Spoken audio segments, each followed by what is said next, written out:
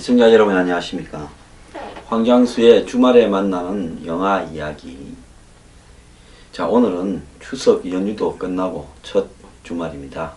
추석 때 영화 많이 보셨습니까?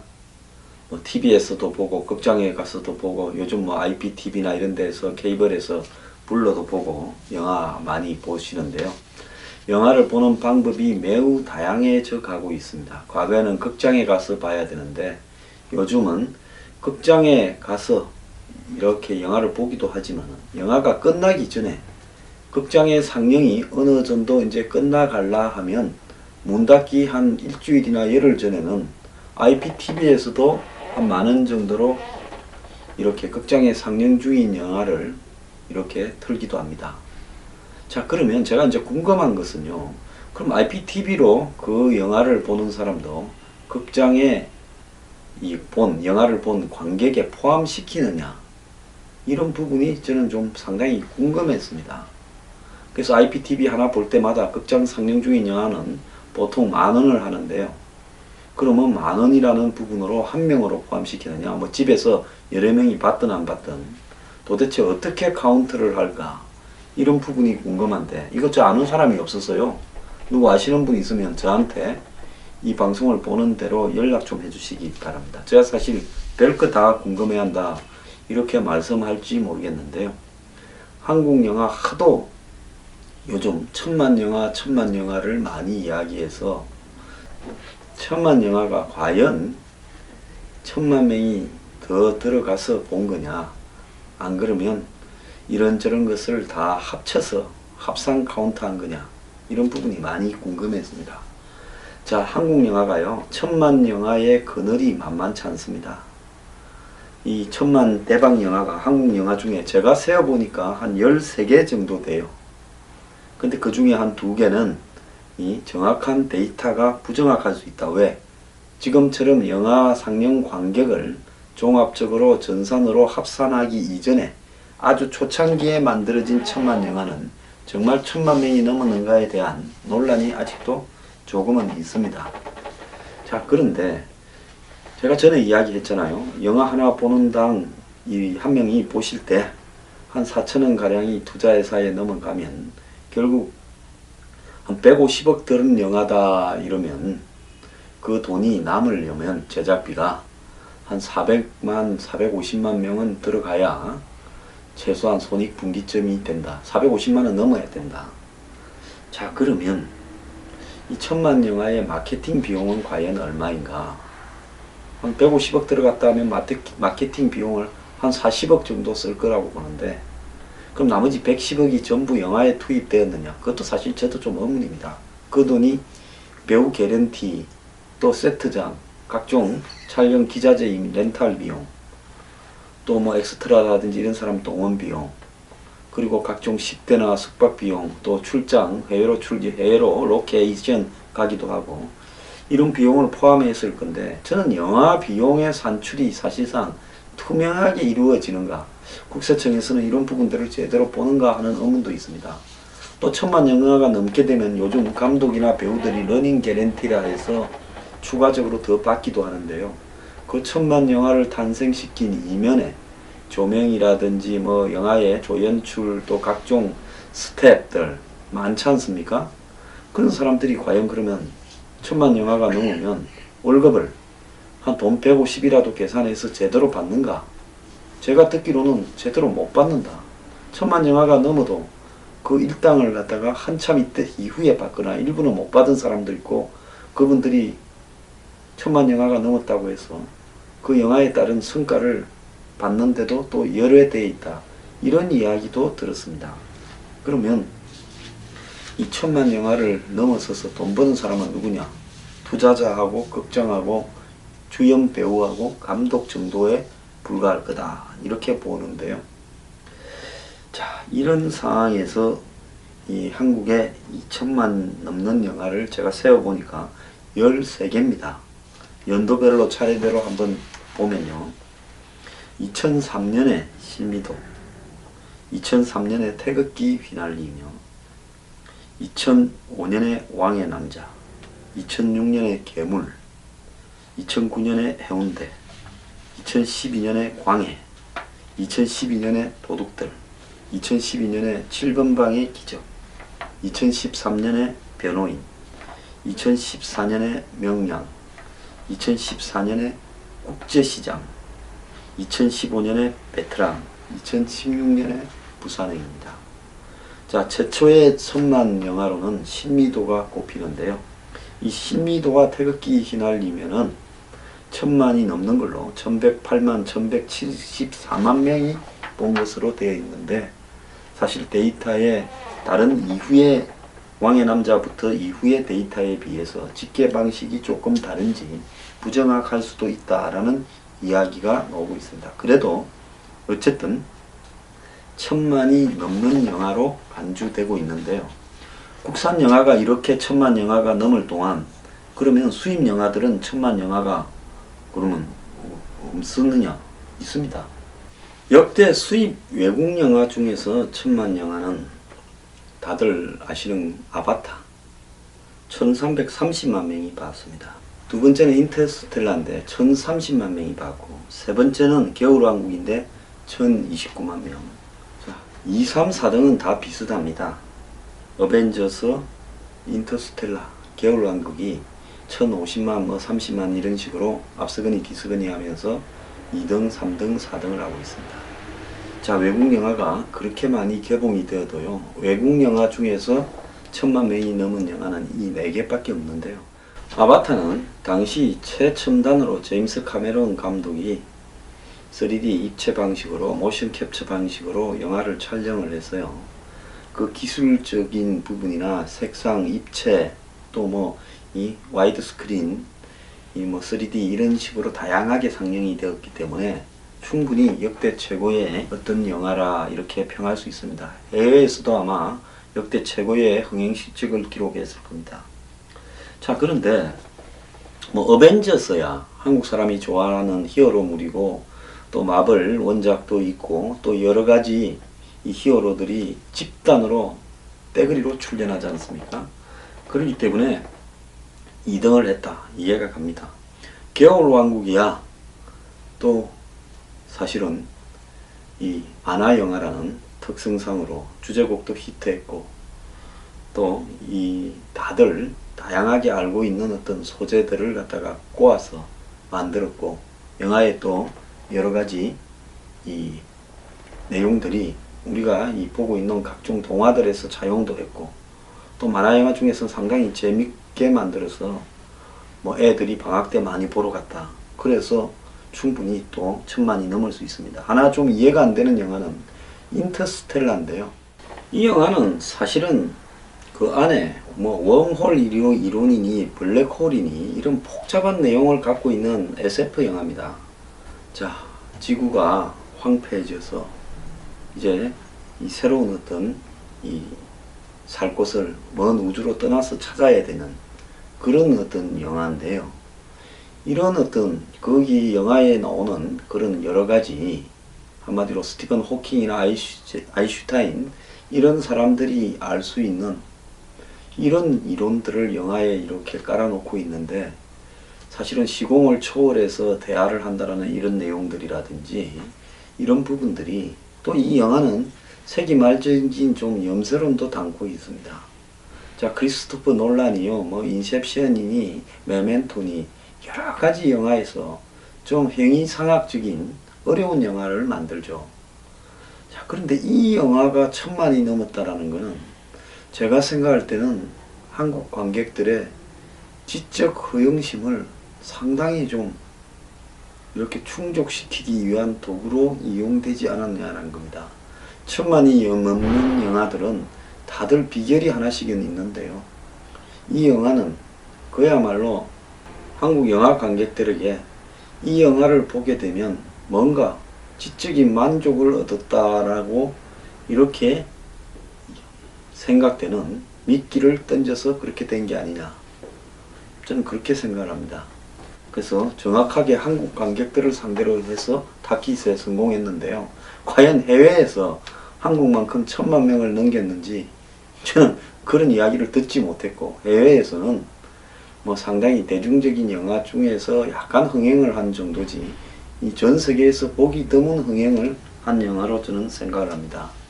자, 나머지 이렇게 13개의 한국 영화 중에서요, 역대 흥행 1위는 이 명량입니다. 이수신 장군이라는 소재를 담고 있었고, 그 이전의 한국 영화, 천만 영화의 어떤 코드들은요, 대부분 좀 뺐다간 시선을 담고 있었습니다. 어떻게 뺐다가냐? 실미도 한번 보십시오. 최초의 천만 영화.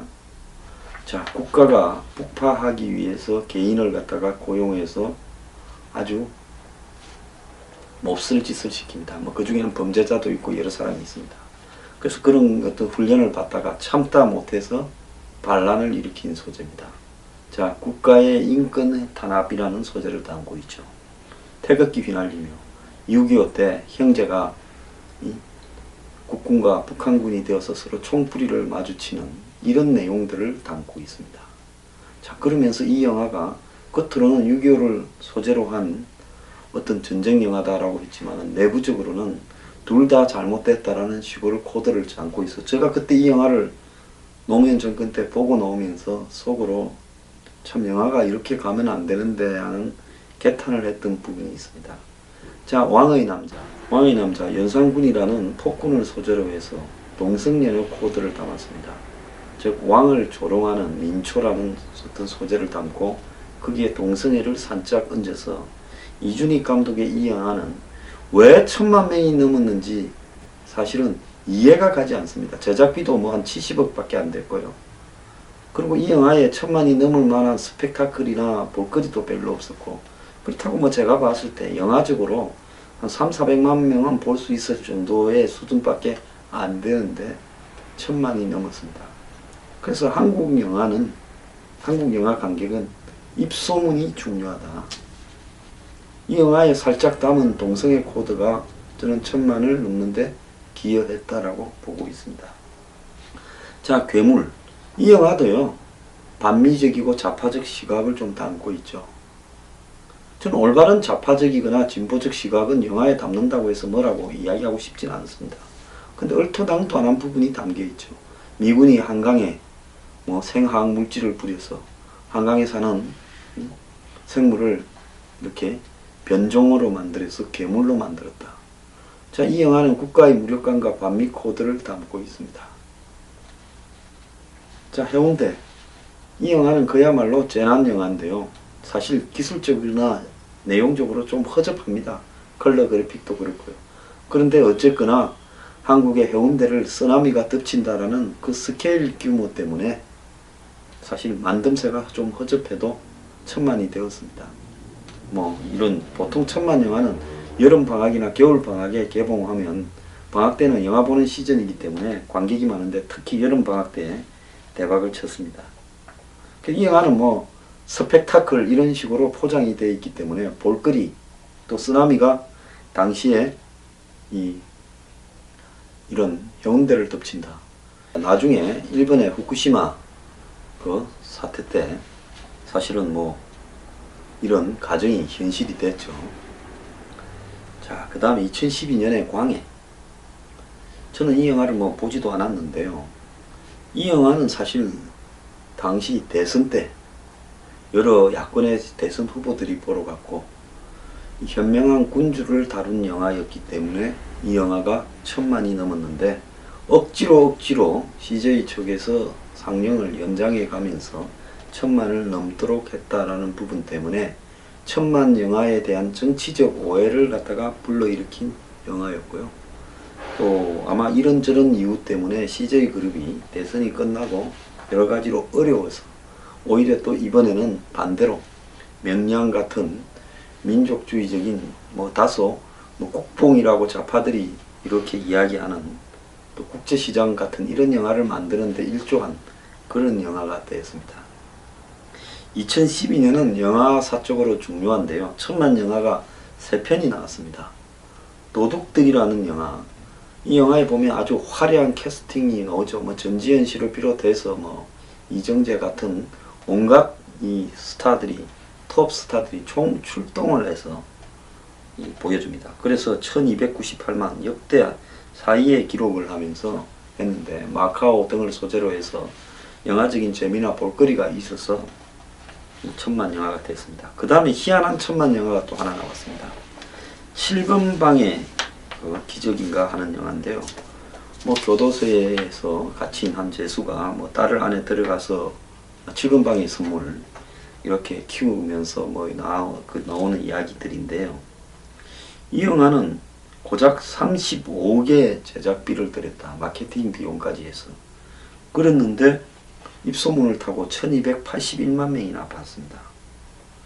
엄청나게 봤습니다. 역대 5위의 이 한국 영화 기록을 했는데요. 정말 가장 의외의 가장 비용을 작게 들이고 대박을 친 영화였는데, 이 노래도 보면 요즘 K-팝이 유행하는데 갑자기 뽕짝 트로트가 한번 기적적으로 1등을 하는 것과 똑같은 이 부분으로 해석이 되는데, 이 영화는 뭐 관객들의 뭐 눈물, 감동 코드를 건드렸다 하는데, 영화적인 어떤 완성도나 무슨 이런 부분에서 결코 높게 평가를 받지 못하고, 아마 만든 감독도 이 영화가 100만 명만 들어가도 괜찮았다 생각을 했을 건데, 정말 의외의 천만 영화가 되어버렸습니다. 자, 그래서 참 천만 영화가 되는 방법도 가지가지가 있다라는 걸 보여줬고요. 2013년에는 배노인이라는 영화, 노무현 대통령을 다룬 전기 영화죠. 송강호가 주연을 했는데요. 1137만 명이 봤습니다. 자, 2012년 대선 패배 이후에, 대선 때 사실 뭐 남영동이니 부러진 화살이니 뭐 이런저런 운동권 영화가 많이 개봉됐는데 23년도 있었고 다 실패했습니다. 자, 그런데 대선 패배 이후에 대선 패배의 이 울부짖음을 대신 소화해줄 영화 두 편이 히트쳤죠. 하나는 대선 당일날 많은 사람들이 레미제라블을 보고 밖에 나오니까 대선이 졌더라 한 레미제라블, 이 뮤지컬 영화죠. 휴 잭맨 등이 나오죠. 그 다음에 다른 하나가 이 배노인입니다. 그래서 아마 야권을 지지했던 많은 분들이 이 노무현 대통령의 오른팔이 문재인 전 대표가 2012년 대선에서 100만 표 차로 아깝게 패배한 데 대한 울분을 이 영화로 다루지 않았나, 이런 생각을 합니다. 자, 그러면서 영화계에서 이제 오해를 좀 받았죠. 맨날 좌파 성향의 영화를 만든다라는 이 CJ 영화사 등이 이제 명량과 국제시장이라는, 한마디로 우리나라를 지킨 민족의 영웅, 그리고 이 산업화 시기에 성장하는 과정에서의 자기 희생을 통해서 아버지가 결국은 가족을 다 보듬어 안는 영화, 즉 산업화 시기에 바치는 일종의 헌사 같은 영화 국제시장이 1000만이 넘었습니다. 이 두 영화는 역대 1, 2등을 나란히 했는데요. 2014년에 왜 이 두 영화가 갑자기 1, 2등을 했느냐. 명량은 1761만 명, 국제시장은 1426만 명이 봤습니다. 아마 그 이전에 영화에 담겨 있는 일종의 좌파 진보적 코드에 대한 대선 직후의 역풍이 영화사들로 하여금 이런 산업화와 민족의 영웅, 즉 이 대한민국이라는 민족 산업화 부분을 강조하는 쪽으로 가게 되면서 이 두 영화가 영화사에도 의외로 돈을 벌게 해주는 행태로 작용했다고 보고 있습니다. 그래서 이 영화 이후에 한국 관광객들이 그전에는 다소 진보 좌파적 코드가 담긴 영화를 선호했는데, 이제는 그런 시각이 바뀐 게 아니냐라고 하는 해석도 나옵니다. 그런데 이제 이 정권이 조금 박근혜 정부가 말기로 가면서 2015년에는 베테랑이 1341만 명, 3등을 했습니다. 역대. 이 베테랑은 우리 사회에 담겨 있는 이 대기업, 재벌, 그리고 거기와 담겨 있는 각종 부패 커넥션 등을 한 형사가 이렇게 헤쳐나가는 부분이죠. 그래서 이 영화가 이렇게 히트를 치게 된 데는 우리 사회의 여러가지 모순에 대한 대중의 울분을 갖다가 대신 소화했다. 그래서 영화가 다시 위에서 좌로 약간 트는 계기가 아닌가 생각도 들었고요. 올해 의외의 천만 영화가 하나 나왔습니다. 천만 될 뻔한 영화가 많은데 다 될 뻔하다가 안 됐는데, 부산행이 1156만 명으로 좀비 영화가 천만이 넘었는데요. 이 영화 뭐 앞뒤 잘린 듯하다 그러고 참 뭐 좀비 영화 이 정도 되는 수준은 많았을 건데 왜 천만이 넘었는가? 국가가 무기력했다. 이런 이 좀비 사고를 한마디로 속였다. 그래서 마치 뭐 폭동이 일어난 것처럼 했다. 이렇게 이야기하면서 이 영화에도 뭔가 의미를 담아 보려고 굉장히 노력을 하는 부분들이 보였습니다. 근데 저는 부산행이라는 것은 그냥 단순히 좀비 액션 영화라고 보고 있고요. 역대 모든 동서양의 좀비 영화를 보면 거기에 악인과 선인에 대한 해석이 없는 영화가 없습니다. 그냥 좀비가 물어뜯는 단순 좀비 액션 영화도 있지만 미국의 워킹 데드 같은 좀비 시리즈 영화를 한번 보십시오. 그 영화에는 인간의 갈등부터 인간의 이중성 5만 개 다 담겨 있습니다. 위기 때 인간이 어떤 행동을 하는가까지요. 그래서 이 부산행에 담겨 있는 부분은 워킹 데드의 10%도 안 된다고 보는데 이런 영화가 히트를 친다. 대중들이 누구를 좀 물어뜯고 싶었거나 무슨 세월호 이후에 이런 어떤 국가적 재난 뭐 메르스 사태 이후에 무기력한 정권을 한다. 이러니까 사람들이 또 더 보러 가는 것 같아요. 영화에 일단 극장으로 끌어내기 위한 전략에 매우 얕게 성공했다 이래 봅니다. 이런 영화는 제가 볼 때 한 300~400만 명만 봐도 충분하다 이렇게 보고 있습니다. 그래서 이 지금 역대 천만 영화를 살펴봤는데요. 이 천만 영화라고 다 돈을 버는 게 아니라 천만 영화에서 제작비가 적게 들어가 가지고 이렇게 이 사람들이 많이 봐야 떼돈을 버는 겁니다. 그래서 배노인 같은 경우에 사실 뭐 시대만 옛날이지 제작비가 별로 들어갈 일이 없습니다. 사람들도 많이 안 나오고 스펙타클도 별로 없고 그래서 45억이 들어갔는데 관객이 1137만 명이 봤으니까 이 영화가 가성비 대비 천만 영화 중에서는 2등이고 7번 방의 선물이 35억이 들어갔는데 1281만 명이 봤으니까 이 가성비가 투자 대비 수익률이 가장 높은 영화라는 겁니다. 국내 상영 매출액이 무려 914억이 넘었습니다. 그러면 제작비가 35억 들어갔으니까 이 영화의 투자자와 감독이 만약 러닝 개런티를 했으면 떼돈을 벌었을 건데 이 영화 감독은요 잘 모르는 분이에요. 나도 이분은 잘 몰라요. 이환경이라는 분입니다. 지금 떼돈을 벌었는지 어떤지 잘 모르겠습니다. 어쨌든 추석을 맞이해서 한국 영화 이 천만 영화에 대한 여러 가지 내용들을 좀 살펴봤습니다. 예, 오늘 주말 편안히 보내십시오. 감사합니다.